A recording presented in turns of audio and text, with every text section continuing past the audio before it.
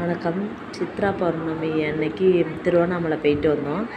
அது ரொம்ப விசேஷமான நாள். அன்னைக்கு கிரிவலம் சுற்றி வர்றது ரொம்ப உகந்ததுன்னு சொல்லுவாங்க. இப்படி ஒரு பாக்கியம் எனக்கு கிடச்சதுக்கு ரொம்ப கடவுளுக்கு நன்றி தெரிவிச்சுக்கிறேன். நாங்கள் வேனில் போனோம்.